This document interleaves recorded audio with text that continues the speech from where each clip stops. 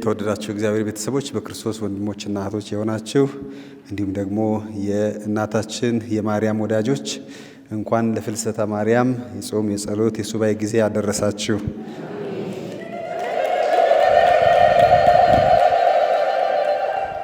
ጾም ጸሎታችን ሱባኤያችን እዚህ መገኘታችን ለእኛ ብቻ ሳይሆን ለሀገራችን፣ ለሕዝባችን እንዲሁም ለቤተ ክርስቲያን ሁሉ በረከት የሚሆን ያድርግልን። ጸሎት በራሱ ሐዋርያዊነት ነው። አንዱ የቤተ ክርስቲያን ሐዋርያዊነት መንገድ ሐዋርያ የምንሆንበት መንገድ ጸሎታችን ነው። ስለዚህ በጸሎት እዚህ ስንሆን ለእኛ ብቻ ሳይሆን እንደ መልእክተኞችም ነን። ሌላው ቢቀር እዚህ እንደምትጸልዩ የሚሰማ ሰው ስለ ጸሎት ያስባል። እዚህ ሱባኤ እንዳለ የሚሰማ ሰው ስለ ሱባኤ ያስባል። ባይመጣ እንኳን ባለበት ቦታ ልቡ ወደ አምላኩ ያነሳል። አያችሁ። ስለዚህ መልእክት በብዙ መልክ ይሄዳል። የዛሬው ትምህርት ከመጀመሪያ በፊት የአምና ትምህርት ትዝ አለኝ እየመጣሁ አምና ስለ ይቅርታ ተነጋግረን ነበር። ጽዮን ማርያም ይቅር ማለት ምን ያህል እንደሚጠቅም፣ ይቅርታ ይቅር ባዩን እንደሚጠቅም፣ ክርስቲያናዊ ሕይወት እንደሚያሳድግ፣ እንዲሁም ደግሞ ይቅር አለ ማለት ምን ያህል መንፈሳዊ እድገትን እንደሚጎዳ ወይም ደግሞ ክርስትናችንን እንደሚያቀጭጨው ልክ በቀዳዳ ዕቃ ውሃ እንደማስቀመጥ ነው። ይቅር ሳይል የሚጸልይ፣ ይቅር ሳይል ሱባኤ የሚገባ፣ ይቅር ሳይል የሚቆርብ፣ ይቅር ሳይል የሚጸልይ በቀዳዳ ዕቃ ውሃ እንደማስቀመጥ ነው። ይፈሳል እንጂ አይቋጥርም።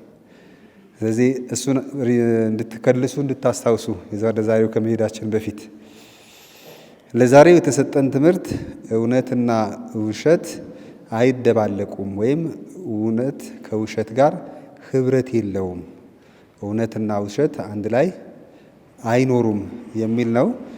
እንድናነበው የተሰጠን ጥቅሶች ሁለት አጫጭር ጥቅሶች አሉ። እነሱን አነባለሁኝ።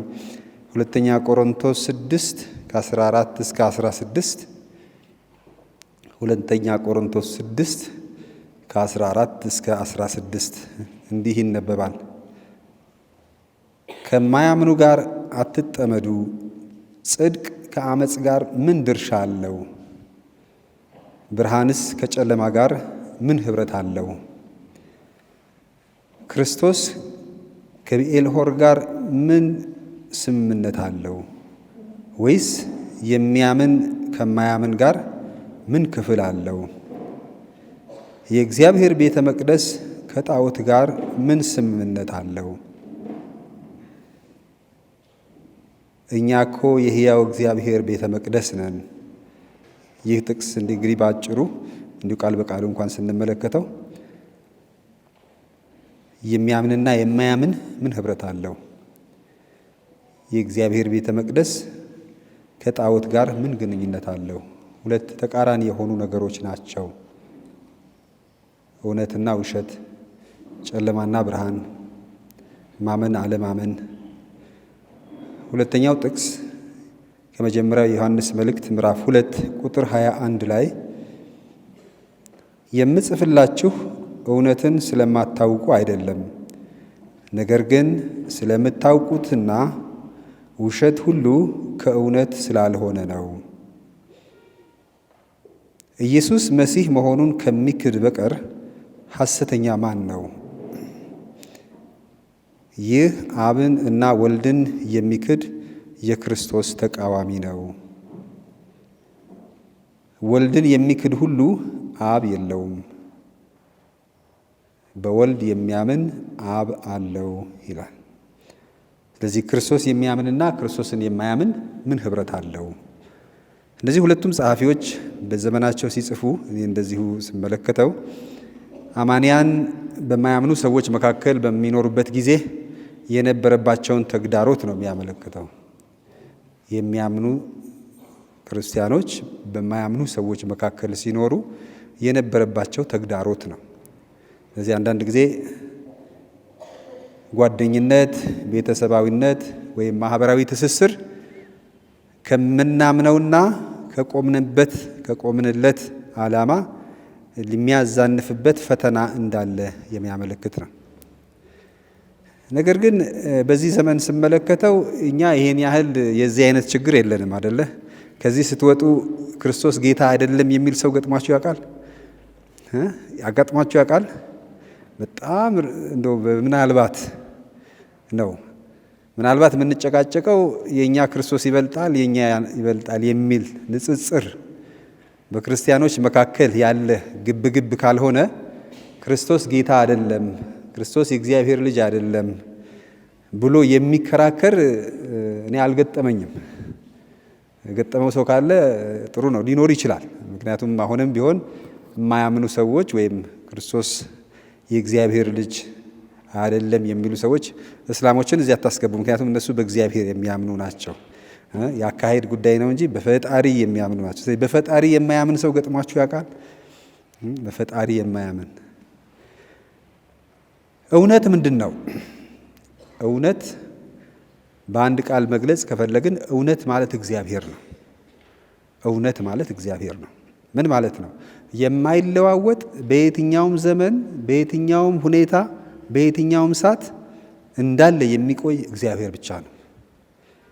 ብዙ እውነታዎች ሳይንሳዊ ይሁኑ፣ ማህበራዊ ይሁኑ፣ ፖለቲካዊ ይሁኑ እውነት ብለን የተከተልናቸው ብዙ መስዋዕትነት የከፈልንባቸው ነገሮች ጊዜ ሲያልፉ አይተናል። አላያችሁ? ብዙ ነገሮች ሲያልፉ አይተናል።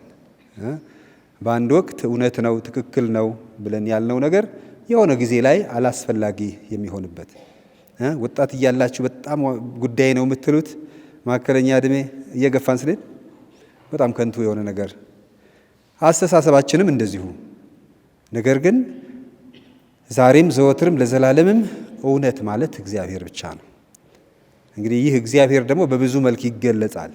በቃሉ ይገለጻል፣ በመልእክቱ ይገለጻል። ነገር ግን ከእግዚአብሔር የሆነ ነገር ወድቆ አይወድቅም። ምክንያቱም እውነት ማለት እግዚአብሔር ነው። እግዚአብሔር አይለወጥም፣ አይለዋወጥም። በእሱ ዘንድ ተለዋዋጭ ነገር የለም። ስለዚህ ለእኛ እውነት ነው ብለን የምንይዘው ነገር መለኮታዊና መለኮታዊነትን የሚገልጽ እሱን የሚያብራራ ነገር ነው። በሕይወታችን ዘላቂው የሆነውና ቋሚ የሆነው ነገር ከእግዚአብሔር ጋርና የእግዚአብሔርን ፈቃድ መፈጸም ከእሱ ጋር የምናደርገው ጉዞ ነው።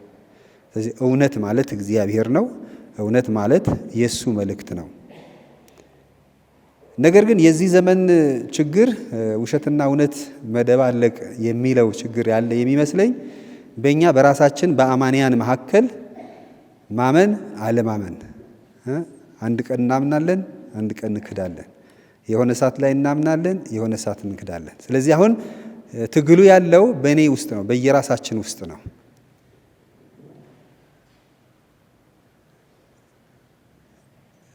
ሁለት ሰው እንሆናለን። አንዳንድ ጊዜ ሁለት እንሆናለን። ገጥሟችሁ ያውቁ እንደሆነ ተመልከቱ። በራሳችሁ በሚያጋጥሙን ነገሮች አይ እንደዚህ ቢሆን እንደዚህ ቢሆን። አንዳንዴ አካሄዳችን ወይም ደግሞ አኗኗራችን እንደ ውሃ ያለንበትን ቅርጽ የሚይዝ ይሆናል። ውሃ ክብ ነገር ካገኘም ክብ ይሆናል፣ አራት ማዕዘንም ካገኘ አራት ማዕዘን ይሆናል። እንደ ሁኔታው ይለዋወጣል። ሁኔታውን ለማለፍ ይለዋወጣል። ወንዝ አይታችሁ ከሆነ እዚህ አዲስ አበባም አለ ወንዝ። በጣም በብዙ መልክ ነው የሚዞረው አይደለም? የሚዞረው እኮ የሚገጨው ነገር ሲያገኝ አቅጣጫ እየቀየረ ስለሚሄድ ነው። አይመለስም ወደ ኋላ፣ ግን አቅጣጫ እየቀየረ ወደ ላይ ይመጣል፣ ወደዛም ይሄዳል። ለምን? ቀላል መንገድ እየፈለገ ስለሚሄድ ነው። እና መጀመሪያ መንገዱ ሲፈጠር እንደዛ ነው። አንዳንዴ አቅጣጫው ሊቀይር ይችላል። ድንጋዩ ከወረደ መንገዱም ሊቀይር ይችላል። አንዳንዴ እኛም በሕይወት በእምነት ጉዟችን እንደዚህ እንደ ሁኔታዎቹ አቅጣጫ የምንቀይር የምንሆንበት ሁኔታ ይታያል። በቀላሉ ሱባኤ ስንሆን አንድ ነገር፣ ስራ ቦታ ስንሆን ሌላ ነገር፣ ወይም ሱባኤ ስንሆን አንድ ነገር፣ ስብሰባ ላይ ስንሆን ሌላ ነገር፣ ወይም ገበያ ስንሆን ሌላ አስተሳሰብ፣ ቤተ ክርስቲያን ስንሆን ሌላ አስተሳሰብ የሚሆንበት ጊዜ አለ። ይህ ነው የዚህ ዘመን ትልቁ ፈተና። አንድ የምንለው ቃል አለ፣ ኑሮ ለማሸነፍ። ኑሮ ለማሸነፍ ክርስትና ኑሮ ለማሸነፍ ብሎ አይተጣጠፍም። እውነት እውነት ነው። እግዚአብሔር ቃል የእግዚአብሔር ቃል ነው። ስለዚህም በነገሮች አሁን እሺ በኋላ እምቢ አይሆንም። ነገር ግን ያጋጥመናል እና ዕለታዊ ሕይወታችን መለስ አድርገን ይህንን በዚህ መልክ እንድታዩ ትጋብዛቸዋለሁ። የሆነ ጊዜ አማኝ፣ የሆነ ጊዜ ኢአማኒ፣ በሆነ ሁኔታ አፍቃሪ፣ በሆነ ሁኔታ ደግሞ ጥላቻ፣ በሆነ ሁኔታ ላይ ግን ይቅር ባይ፣ የሆነ ጊዜ ደግሞ ቂመኛ። እስቲ አንድ አፍታ ራሳችንን እንመልከተው፣ እንየው ወደ ውስጣችን። ሁለት ሆነን የተከፋፈለ እውነትና ውሸት የተደበላለቀበት አኗኗር፣ እውነትና ውሸት የተደበላለቀበት አኗኗር። አንዳንድ ጊዜ ቅድም እንዳልኩት ስለ ክርስቶስ ጌትነት፣ አምላክነት፣ ፈጣሪነት እንከራከራለን። እርሱ ጌታ ነው፣ ስለ እርሱ ጥብቅና እንቆማለን ለእግዚአብሔር። ግን ወደ ተግባር ሲወርድ፣ ወደ ሕይወት ሲወርድ፣ ወደ ኑሮ ሲመጣ ምን ያህል በእርግጥ ለክርስቶስ ተቆርቋሪ ሆነን እንታያለን። ስለዚህም ስጋዊነትና መንፈሳዊነት፣ አንዳንዴ ስጋዊነታችን ያደላል፣ አንዳንድ ጊዜ ደግሞ መንፈሳዊነት።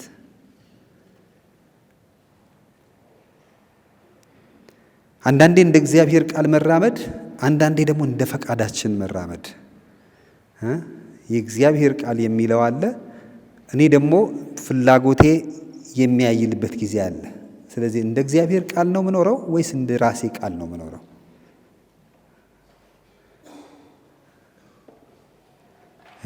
አንድ ጥቅስ አይቼ ነበረ። ውጭው ማር ውስጡ ሬት አይነት ነገር።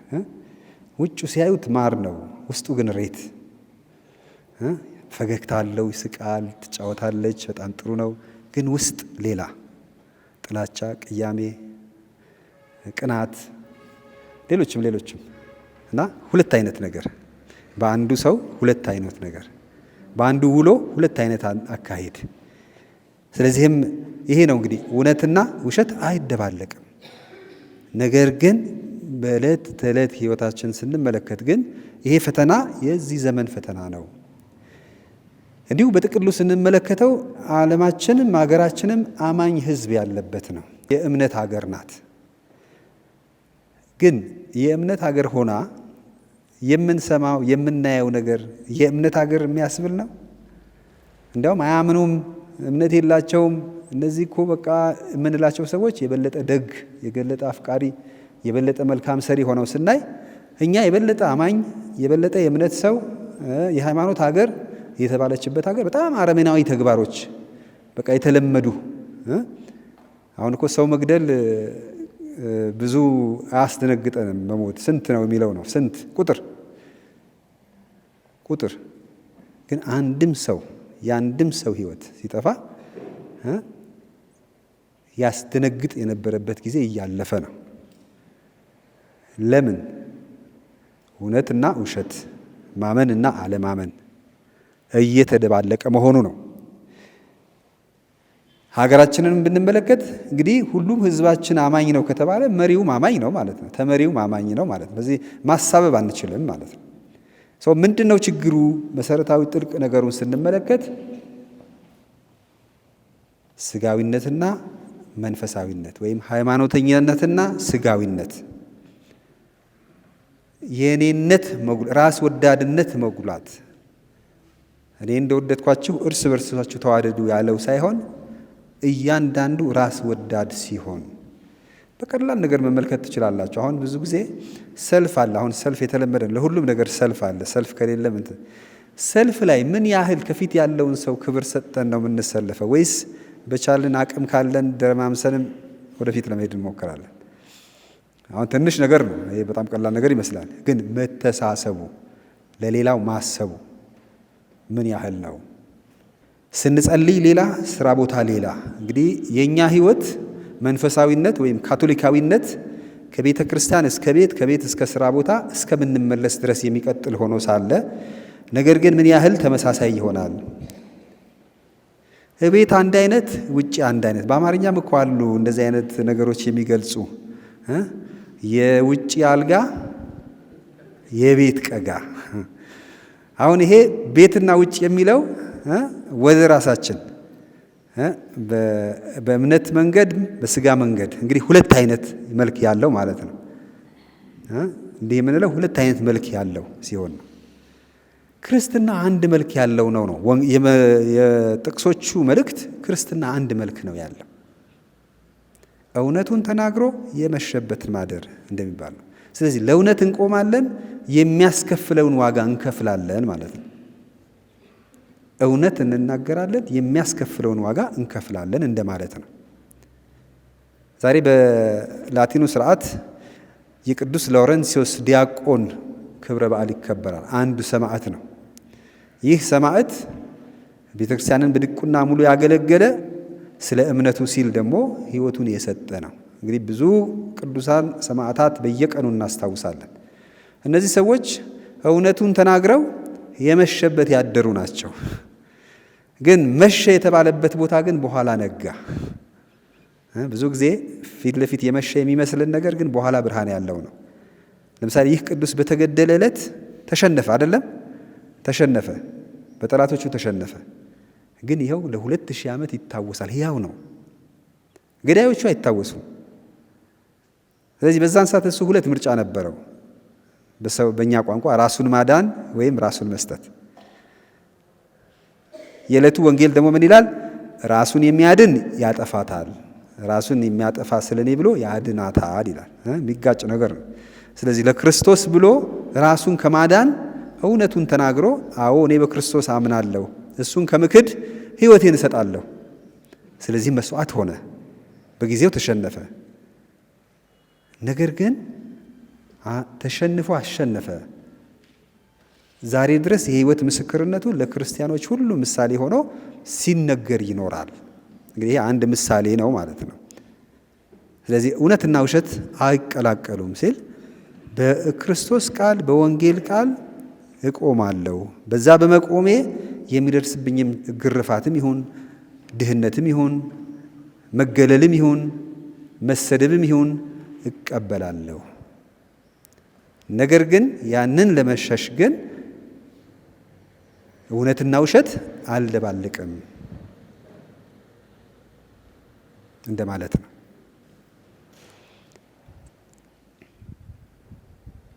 አንዳንድ ጊዜ እንላለን፣ በተለይ ቤተ ክርስቲያን አካባቢ የሚያገለግል ካህንም ሊሆን ይችላል፣ ምዕመንም ሊሆን ይችላል። ለተገልጋዩ እንዴት ጥሩ ሰው ነው፣ እንዴት ቅዱስ ናት፣ እንዴት ጎበዝ ናት፣ እንዴት ጥሩ ነው፣ እንዴት ጥሩ ናት ልንባል እንችላለን።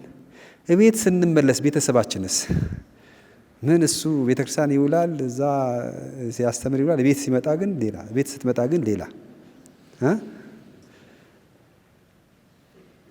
ሁለት አይነት በትዳር ህይወት የትዳር ህይወትም አንዱ መመዘኛ ነው። የወንጌል ቃል የምንኖርበት እኔ እንደ ምንኩስናዬ እነዚህ ምስጢራት የሚሰጡን የህይወት አቅጣጫዎች ክርስትና የሚኖርበት ቦታ ነው። ክርስትና ተግባራዊ ህይወት ነው።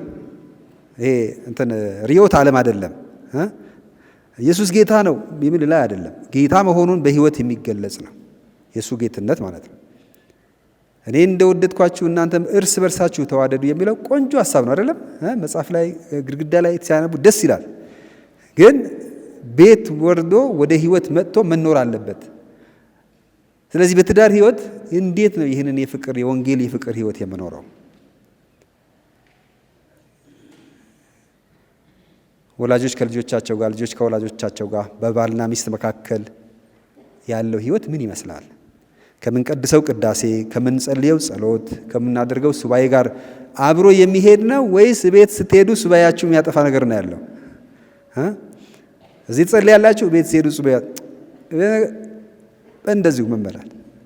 ልክ ልብስ አጠባ ሄዳችሁ እንዳሁኑ ባልነበረ ጊዜ ልታሰጡት ስታስቀምጡ ጭቃ ላይ ይወጥቅና እንደገና ትመለሳላችሁ። እንደገና ልቅልቃችሁ ትመለሳላችሁ። እንደገና ምናልባት ወይም የሆነ እንስሳ ያልፍበትና እንደገና ትመለሳላችሁ። ታጥቦ ጭቃ። የእኛ ቤት ከቤተ ክርስቲያን ጋር ቀጥታ ግንኙነትና ቀጥታ ተመሳሳይነት ሊኖረው ይገባል። የአፍሪካ ሲኖዶስ አውትካም የቤተሰብ እንደ ቤተ ክርስቲያን ይላል። ቤተሰብ እንደ ቤተ ክርስቲያን ቤተክርስቲያን በአፍሪካ የሚለው ሲገለጽ ቤተሰብ ትንሿ ቤተ ክርስቲያን ናት። ስለዚህ እዚህ ያለው መንፈሳዊነት ቤታችን የሚኖር መሆን አለበት። ቤታችን ያ መንፈሳዊነት ከሌለ እዚህ መጥተን የኖርነው የጸለይነው ቤት ስንሄድ ቦታ አይኖረውም። ስለዚህ ሳንወድ ትርፍ መናገር፣ ትርፍ ማሰብ፣ ብዙ ነገር። ስለዚህ ክፋትና ደግነት፣ ጽድቅና ኃጢአት ይደባለቃሉ። ጨለማና ብርሃን፣ እውነትና ውሸት። ስለዚህ የዛሬው መልእክት ሁለት መልክ ያለው አኗኗር ማስወገድ እንዳለብን ያስታውሰናል። እናንተ ግን ታውቃላችሁ ይላል ለዮሐንስ ሲጽፍ። እናንተ እኮ ታውቃላችሁ፣ አታውቁም ብዬ አይደለም የምጽፍላችሁ። በእርግጥም እናውቃለን አይደል? ውሸትና እውነት እንደማይደባለቅ፣ ብርሃንና ጨለማ መደባለቅ እንደሌለበት፣ ማመንና አለማመን አብሮ መሆን እንደሌለበት በማወቅ ደረጃ እናውቃለን። በማወቅ ደረጃ እናውቃለን። ግን ወደ ሕይወት ወደ ተግባር ስንወርድ ምን ያህል እንኖረዋለን? ማወቅስ ታውቃላችሁ፣ ተግባራችንስ? ማወቅስ እናውቃለን፣ ተግባራችንስ ምን ያህል በዚያ መንገድ የሚሄድ ነው? ፍልሰተ ማርያም እናቶች ይሄ ሱባኤ ስንተኛው ነው ከተጀመረ? 28ኛ። ስንት ተሳትፋቸዋል? ስንት ተሳትፋቸዋል? አንዳንዱ ዘንድሮ ነው የመጣሁ ሊል ይችላል። ምንም ችግር የለም፣ የቁጥር ጉዳይ አይደለም። አንዳንዱ 2ኛዬ ነው፣ አንዳንዱ 5ኛ፣ 10ኛ፣ 11 ብዙ። አሁን ቁጥሩ አይደለም፣ ግን ምን ያህል ተለውጠንበታል? ምን ያህል ሕይወታችን አንድ መልክ እንዲይዝ ረድቶናል?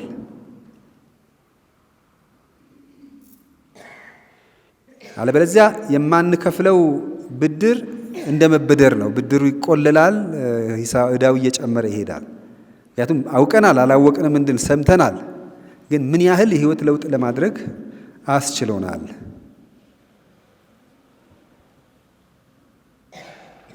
በጉጉት እንጠብቀዋለን አይደለም እንዴ? ሲጀመር አውቃለሁ፣ ሁላችንም በጉጉት ነው የምንጠብቀው። የፍልሰታ ጾም አጠርም ያለ ነው፣ በደንብ መንፈሳዊነት ያለበት ነው፣ ደስ ይለናል። ግን ያ ደስ ማለቱ ከስሜት ባለፈ መንፈሳዊ ሕይወት እና የሕይወት ለውጥ ለማድረግ እንጠቀምበታለን ወይ? አሁን ብዙ ጊዜ ትምህርት የለም፣ ትምህርት ያንሳል ይባላል። እኔ አልስማማም። የትምህርት እጥረት የለብንም። ግን የሰማነውን ነገር ወደ ተግባር የማውረድ ግን ትልቅ ተግዳሮት አለ። ስለዚህ በግልም እንደ ቤተሰብም እንደ ቁምስናም እንደ ሀገረ ስብከት እንደ ሀገርም ብዙ አስተማሪዎች አሉ። በዚህ ዘመን ብዙ አስተማሪዎች አሉ። ዘመኑም ደግሞ መልካም ነው። ትምህርት በብዙ መልኩ ይገኛል።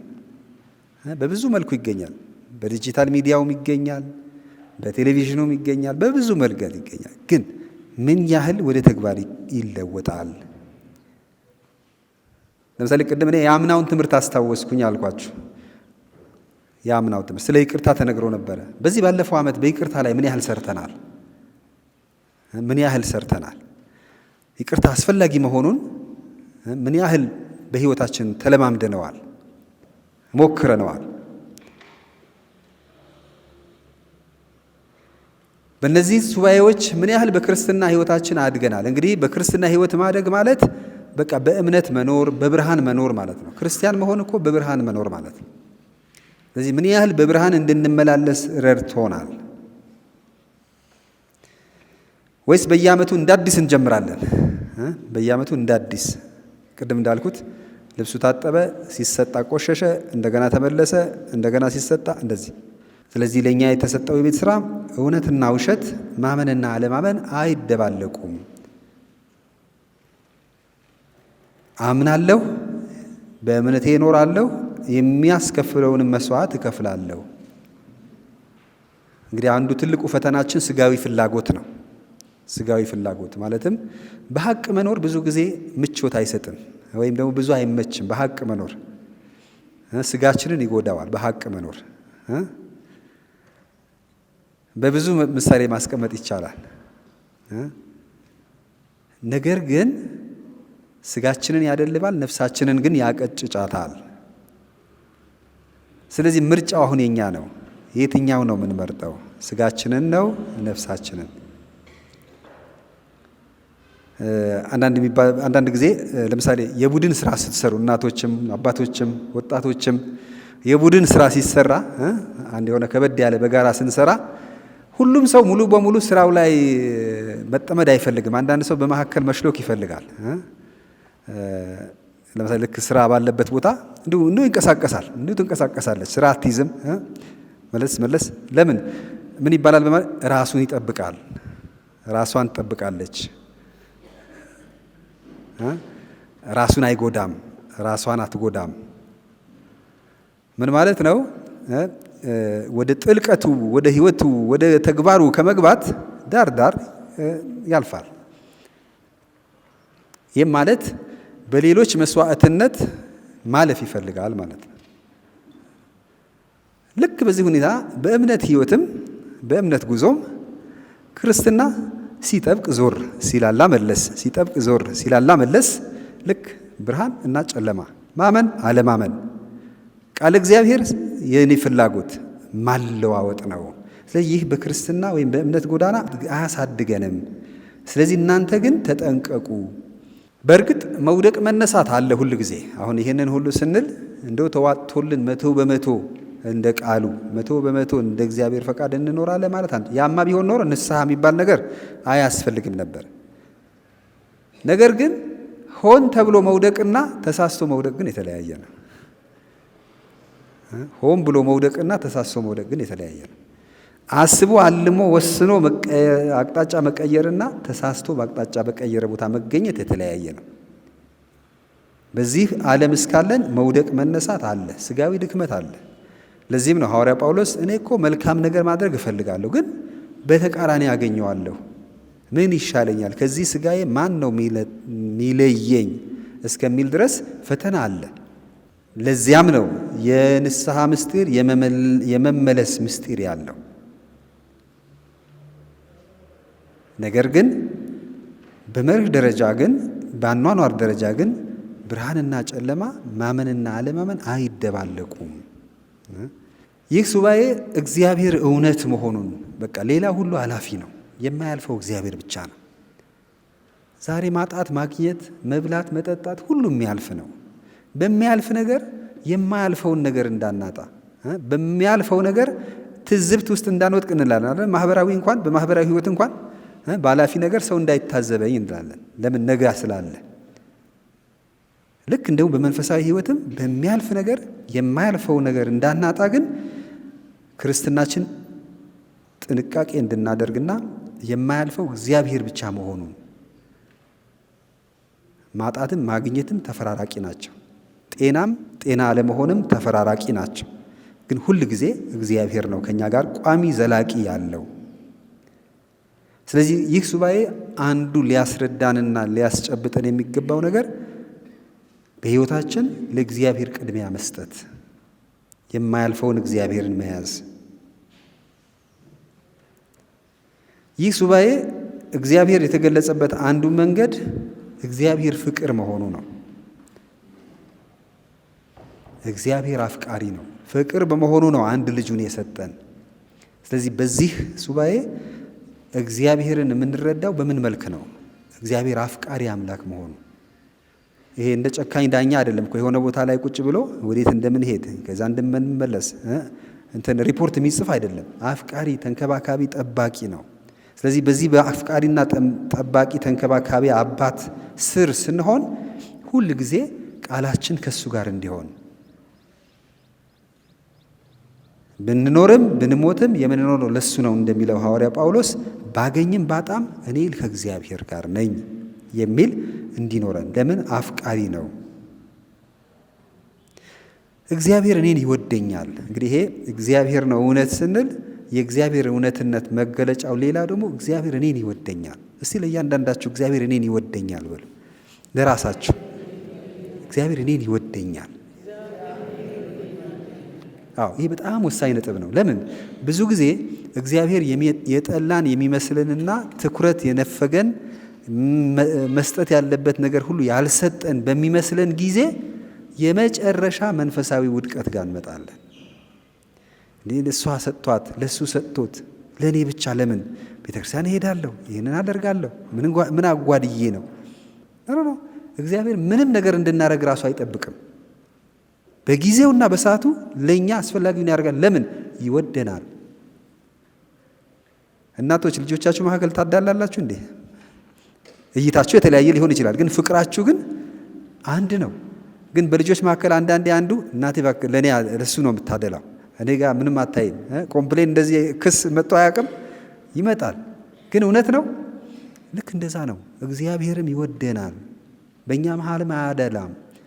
በጊዜውና በሰዓቱ ለእኛ የሚያስፈልገውን ይሰጣል። ስለዚህ እግዚአብሔር ነው እውነት ሲባል እግዚአብሔር አፍቃሪነቱ ነው አንዱ እውነት። እግዚአብሔር አፍቃሪ ነው። እዚህ ሱባኤ ስለመጣንም አይደለም ስለጸለይንም አይደለም፣ እንዲሁ ግን ይወደናል። ታዲያ ለዚህ ለሚወደን አምላክ ታማኝ መሆን ግን ይጠይቃል። የእኔ አኗኗር በዚህ መልክ ሊሆን ይገባል። በፍርሃት ሳይሆን እንደተወደደ ልጅ በመተማመን በፍቅሩ በመታመን በፍቅሩ በመጽናናት በፍቅሩ ተስፋ በማድረግ ነው የምንመላለሰው፣ በፍርሃት አይደለም። ሌላው ከዚህ ሱባኤ ወይም ደግሞ ከዚህ እውነት አንዱ የምንማረው እግዚአብሔር ምሕረቱ ታላቅ መሆኑ፣ እግዚአብሔር መሐሪ መሆኑ፣ ይህ አንዱ እውነት ነው። እግዚአብሔር መሐሪ ነው። ስለዚህ በዚህ ሱባኤ በዚህ ጾም ጸሎት ጊዜ የእግዚአብሔርን ፍቅር፣ የእግዚአብሔር ምሕረት፣ የእግዚአብሔር ሕልውና በእኔ ላይ ምን ያህል ትልቅ መሆኑን የምንረዳበት ጊዜ ነው። አንዳንድ ጊዜ ለቃላችን እንላለን መሐሪ ነው እንላለን፣ ግን ደግሞ መልሰን የሆነ የተሳሳትን ሲመስለን ፍርሃት ይውጠናል። ሊቀጣኝ ነው፣ ሊቆጣኝ ነው። ኖ እግዚአብሔር አይቀጣም፣ አይቆጣም። እሱ መሐሪ ነው። ምክንያቱም የእሱ መገለጫው ፍቅር ነው፣ የእሱ መገለጫው ምሕረት ነው። ይህ ነው እውነት ማለት። አሁን ታዲያ ወደ እኛ ሲመጣ የእግዚአብሔርን ፍቅር ካወቅኩ፣ የእግዚአብሔርን ምሕረት ካወቅኩ፣ እናንተ እግዚአብሔርን እውነትን ታውቃላችሁ እንዳለው በእኛ ሕይወት እንዴት ነው የሚንጸባረቀው? እዚህ ጸሎት ስንመጣ ቤታችን ከቤተሰብ ጋር፣ ስራ ቦታችን ላይ ከምንገናኛቸው ሰዎች ሁሉ ጋር በእኛ ሕይወት በእርግጥ ይህ የእግዚአብሔር ፍቅር፣ ይህ የእግዚአብሔር ምሕረት ይንጸባረቃል ወይ? ምክንያቱም እኛ ሐዋርያ ነን ብያለሁ ቅድም። ሐዋርያ ነን፣ መልእክተኛ ነን፣ ምስክሮች ነን። ስለዚህ የእኛ ሕይወት የእግዚአብሔርን ሕልውና፣ የእግዚአብሔርን ፍቅር፣ የእግዚአብሔርን ምሕረት የሚመሰክር መሆን አለበት። ወይም ባጭሩ የእኛ ሕይወት በእግዚአብሔር ላይ ጽኑ መሆኑን፣ እግዚአብሔር በእርግጥ እውነት መሆኑን የሚያምንና የሚመሰክር መሆኑን መግለጽ መቻል አለበት። እዚህ ጋር ስንደርስ እንግዲህ ምናልባት በሙላት እውነትን ትክክለኛውን መንገድ ማን ያሳየናል? ማን ያስተምረናል? ተጨማሪ ትምህርት ያስፈልገናል። ስለ እውነት ማን ይነግረናል? በየቀኑ ሕይወታችን በሚገጥመውን ነገር እውነቱን ከውሸት የእግዚአብሔርን ከሰይጣን ለመለየት ምን እና ማን ይረዳናል? እዚህ ጋር እንግዲህ እግዚአብሔር አብን በዚህ መልክ ገለጽ ነው። መንፈስ ቅዱስ እግዚአብሔር መንፈስ ቅዱስ ደግሞ ይህንን እውነት እንድንለይ እና እውነትን እንድንይዝ ይመራናል። የእውነት መንፈስ በመጣ ጊዜ ወደ እውነት ሙላት ይመራቸዋል፣ እርሱ ከእኔ የሰማውን ይናገራልና። ስለዚህ መንፈስ ቅዱስ ትክክለኛውን እውነት መሆኑን ትክክል መሆኑን እንድትረዩ ይረዳቸዋል። ዮሐንስ ወንጌል ምዕራፍ 16 ቁጥር 13 እስከ 14። አንዳንድ ጊዜ ልንቸገር እንችላለን። በዚህ ልሂድ ወይስ በዚህ ልሂድ? ይህ ነው ትክክል? በዚህ ጊዜ መጸለይ ይኖርብናል። ውሳኔ ስናደርግ፣ ምርጫ ስናደርግ፣ መንገድ ስንመርጥ መንፈስ ቅዱስ ሆይና ትክክለኛውን እውነት አሳየኝ፣ ምራኝ፣ የብርሃን መንገድ አንተ ምራኝ። ምክንያቱም መንፈስ ቅዱስ መሪ ነው። መንፈስ ቅዱስ ብርሃን ነው። መንፈስ ቅዱስ በእኛ ውስጥ እውነትን ከሐሰት እንድንለይ የሚረዳን አምላክ ነው። ጌታም ያለው መንፈስ ቅዱስ ሲመጣ እውነት ሁሉ በግልጽ እንድትረዱ ያደርጋቸዋል ብሏቸዋል ለደቀ መዛሙርቱ። እስከዛ ድረስ ጠብቁ። እኛ ግን በሜሮን ከጥምቀት ጀምሮ መንፈስ ቅዱስን የተቀበልን ሁሉ ጊዜ ቤተሰባዊ ጉዳይ ይሁን፣ የግል ጉዳይም ይሁን፣ የቁምስና እንቅስቃሴም ይሁን፣ መንፈሳዊም ይሁን፣ ማህበራዊም ይሁን ሕይወታችን ላይ የእግዚአብሔርን እቅድ እንድንረዳ መንፈስ ቅዱስን መጋበዝ አለብን።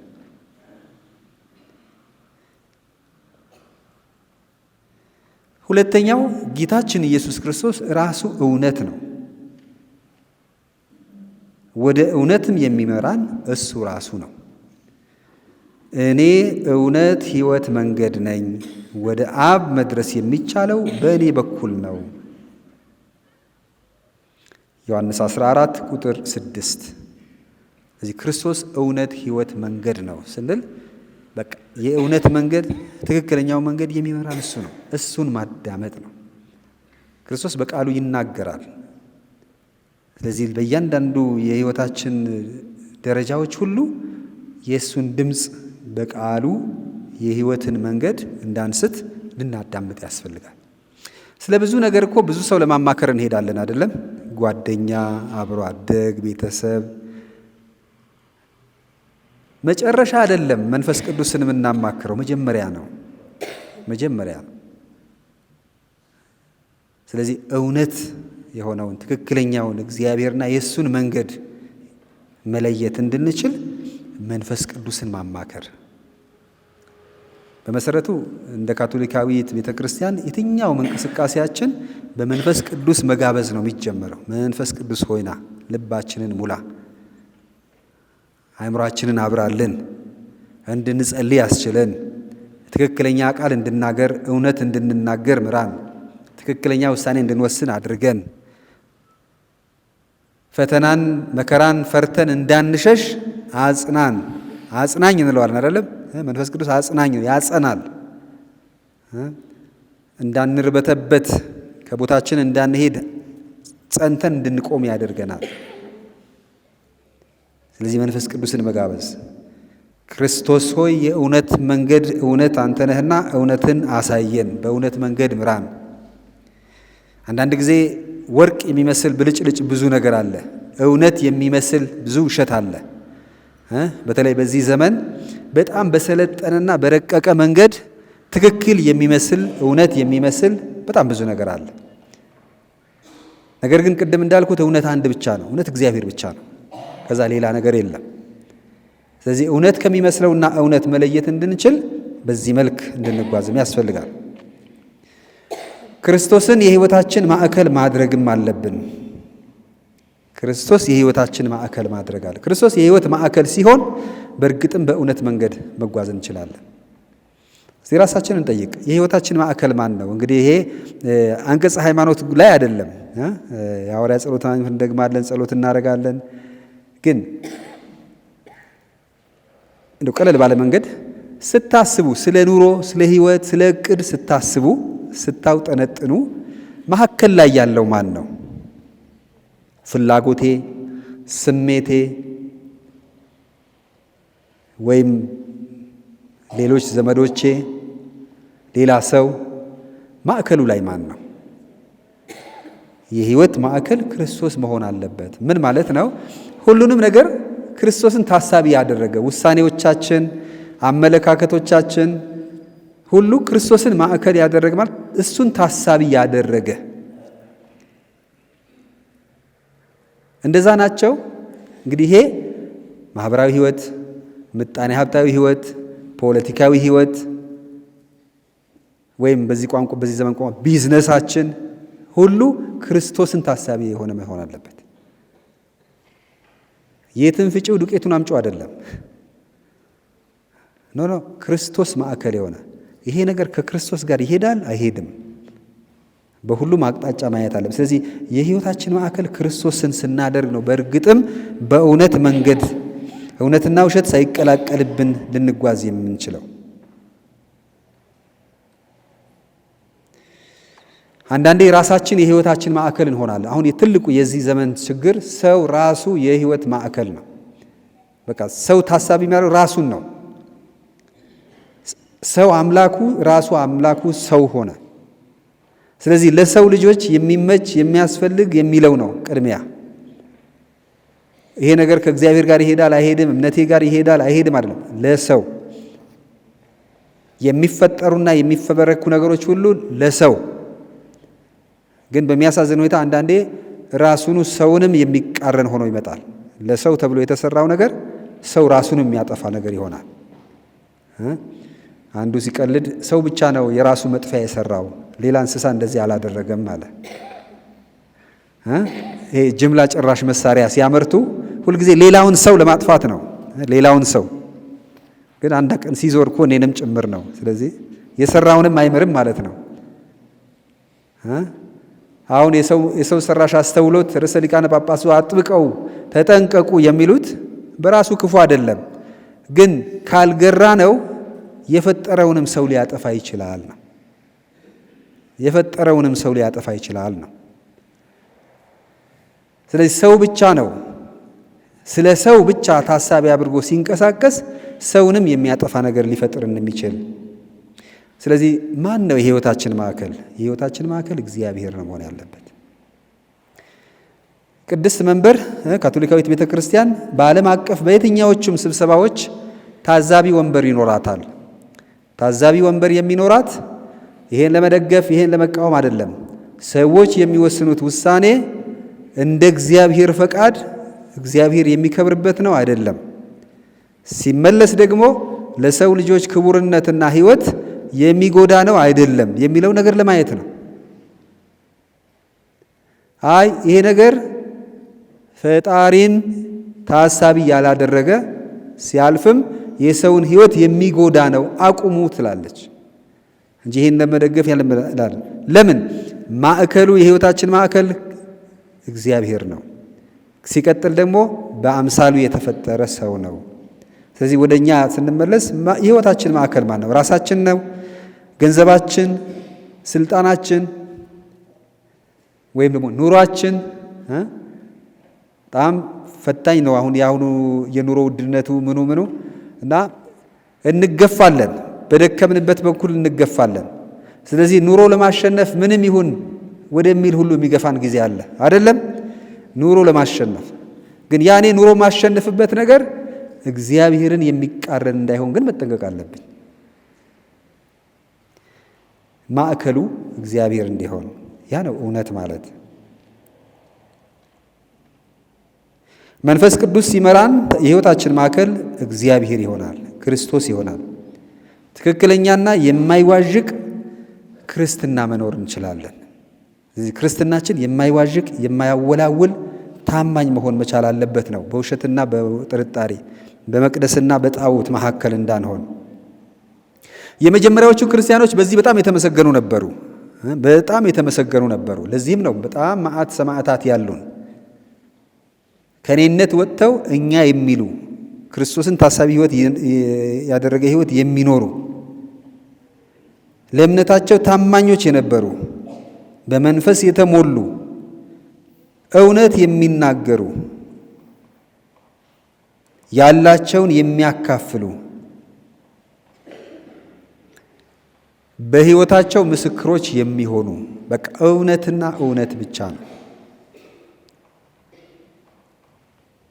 ድሮ እኛም ሀገር ይነገራል እንግዲህ በታሪክ ሲነገር እኔም እንደሰማሁት አንድ ካቶሊክ ለምስክርነት መጥቶ ከመሰከረ ይበቃል ይባል ነበር ይባላል። ከኔ በፊት ያላችሁ ሳትሰሙ አትቀሩ። በጣም ወጣቱ ትውልድ ምናልባት ካቶሊክ ከሆነ ከመሰከረ አንድም ይበቃል። ለምን? ስለ እውነት ይቆማል፣ ታማኝ ነው ስለሚባል ነበር። ቁጥራቸውም ጥቂት ነበረ። ዛሬስ እና ይህ አይነት ሕይወት ነው። እውነትና ውሸት፣ ጨለማና ብርሃን አይደባለቁም። እንግዲህ በእንዲህ አይነት እውነተኛና ጽኑ እምነት እንዲሰጠን መጸለይ ያለብን በዚህ ሱባኤ።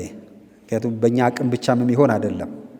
ጌታ ሆይ በእምነታችን እንድንጸና የሕይወታችን ማዕከል እግዚአብሔርን እንድናደርግ ውሳኔዎቻችን፣ እርምጃዎቻችን እግዚአብሔርን ታሳቢ ያደረገ እንዲሆን ምራን ብለን እንድንጸልይ ያስፈልጋል። በዚህ ጸሎት ጊዜ ልባችን ለመንፈስ ቅዱስ ክፍት እንዲያደርገው፣ ለመንፈስ ቅዱስ ቦታ እንዲኖረው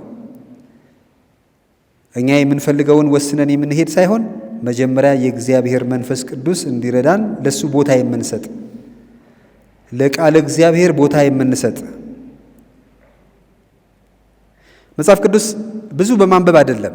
አንዳንድ ሰዎች እንዴት እናንብብ ይላሉ። እንዴት እናንብብ? ከገጽ ወደ ገጽ የማንበብ ጉዳይ አይደለም። አሁን ዛሬ ያነበብነውን አሁን ለዚህ ትምህርት ያነበብነውን ጥቅስ አያችሁ። በጣም አጫጭር ሁለት ቁጥሮች ናቸው። ሁለት ቁጥሮች ናቸው። በቂ ነው። አንዱ ራሱ በቂ ነው። ግን እናነበዋለን፣ እንደግመዋለን። ምን ይላል ቃል በቃሉ? እውነትና ሐሰት አይደባለቁም፣ እግዚአብሔርና ጣዖት አይደባለቁም ይላል። ለእኔ ምን መልእክት አለው? ቀጥሎ የሚመጣው ጥያቄ ነው። ለእኔ ምን መልእክት አለው? የእኔ አኗኗር ምን ይመስላል? የእኔ ስራ ምን ይመስላል? የእኔ ቤተሰብ ምን ይመስላል? ለእኔ እና ለእኛ ቤተሰብ ምን መልእክት አለው? ይሄ በቃ አንድ መልእክት በቂ ነው። ይህንን ወደ ተግባር በየቀኑ መለማመድ። ስለዚህ ለማንኛውም ጉዟችን ከቃል እግዚአብሔር ጋር የሆነ ርዕሰ ሊቃነ ጳጳሳት ፍራንቺስኮስ ነፍሳቸውን ይማርና በኪሳችሁ የምትይዙት መጽሐፍ ቅዱስ ይኖራችሁ ይኖር ነበረ። በኪሳችሁ ትንሽዬ በኪስ የምትያዝ። ምክንያቱም የሆነ ቦታ ላይ ስትቆሙ ትንሽ ወጣ አድርጋችሁ ታነቧታላችሁ።